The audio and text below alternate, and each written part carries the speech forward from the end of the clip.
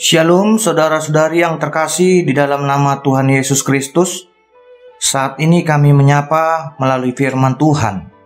Sebelum kita mendengarkan firman Tuhan, kita bersaat teduh sejenak.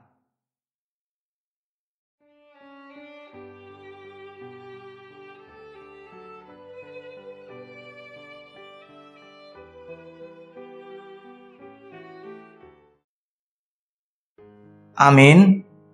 Firman Tuhan tertulis di dalam 2 Korintus 13 ayat 4. Demikian dikatakan, karena sekalipun ia telah disalibkan oleh karena kelemahan, namun ia hidup karena kuasa Allah. Memang kami adalah lemah di dalam Dia, tetapi kami akan hidup bersama-sama dengan Dia untuk kamu karena kuasa Allah. Ay tersilang pe ibana di bagasan hagaleon na mangulu do ibana siang haguguon ni debata. Na kami gale di bagasan ibana. Alay na mangulu do hami arap dohot ibana siang haguguon ni debata di bagasa kamu. Judul nas renungan kita adalah Hidup Bersama dengan Yesus. Dari media-media cetak maupun digital, seringkali muncul ada pihak tertentu yang mencoba untuk menghina orang Kristen. Ada pihak yang menilai orang Kristen menyembah jin. Bahkan orang Kristen dinilai sebagai orang kafir karena mempercayai lebih dari satu Tuhan. Penghinaan terhadap orang Kristen ini bukan hanya terdengar pada zaman ini.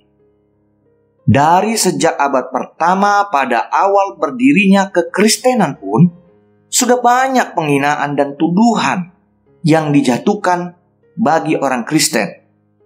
Orang Kristen dihina sebagai orang yang bodoh karena mempercayai Yesus yang disalibkan. Pada zaman dahulu di dalam kehidupan orang Yahudi, orang disalibkan dinilai sebagai orang yang jahat dan terkutuk. Banyak orang menilai Yesus sama dengan para penjahat lainnya karena disalibkan. Meskipun banyak tuduhan dan hinaan dilemparkan pada Yesus sebagai seorang penjahat, tetapi Yesus justru menyatakan kuasanya sebagai Mesias, Tuhan, Juru Selamat manusia. Segala bentuk tuduhan dan hinaan telah dipatahkan oleh Tuhan Yesus melalui kebangkitan dari kematiannya. Dia menunjukkan kuasanya untuk tetap berkarya menyatakan kebaikan kepada semua orang. Menyembuhkan orang yang sakit, menghidupkan orang yang mati, dan menghibur orang yang berduka. Itulah semua kebaikan Tuhan Yesus yang telah Dia tunjukkan bagi manusia. Nas renungan ini mengingatkan kita untuk selalu hidup bersama dengan Tuhan Yesus. Hiduplah bersama dengannya tanpa ada keraguan. Percayalah, tidak ada yang mustahil bagi Tuhan Yesus. Mintalah kepada Tuhan Yesus, maka Dia akan memberikannya. Para pengikut Yesus tidak boleh lemah, meskipun ia berada dalam kesusahan dan kesulitan. Kuasa Tuhan pasti akan membebaskan kita dari segala bentuk tekanan. Kuasa Yesus pasti mengubah kelemahan kita menjadi kekuatan. Demikianlah firman Tuhan. Amin.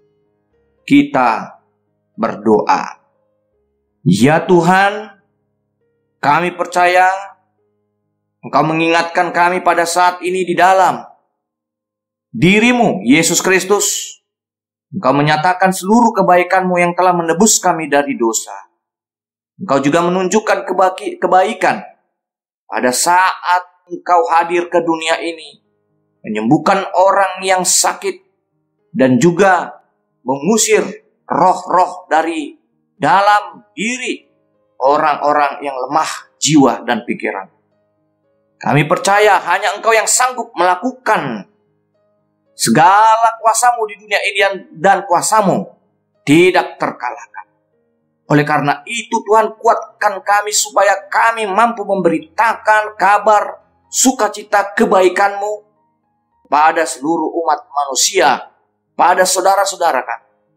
Sehingga mereka pun dapat yakin dan percaya dan menerima Engkau sebagai sumber keselamatan. Ya Tuhan, kami berdoa kepada-Mu. Kiranya Kau berkati juga hidup kami, keluarga kami, anak-anak kami, supaya mereka juga dapat menunjukkan kebaikan-Mu dan mempertahankan iman kami hanya dalam satu nama Tuhan kami, Yesus Kristus. Tuhan, kami juga berdoa kepada para pekabar Injil. Kiranya Engkau juga yang memberkati mereka. Kiranya juga Engkau memberikan hikmat supaya banyak orang-orang yang percaya dan mengimani-Mu, Tuhan Yesus, Tuhan kami. Tuhan, demikian juga seluruh pelayanan-pelayanan yang diberikan oleh gereja-Mu, dari bidang pendidikan, kesehatan, dan seluruh lainnya, supaya dapat memberikan sukacita.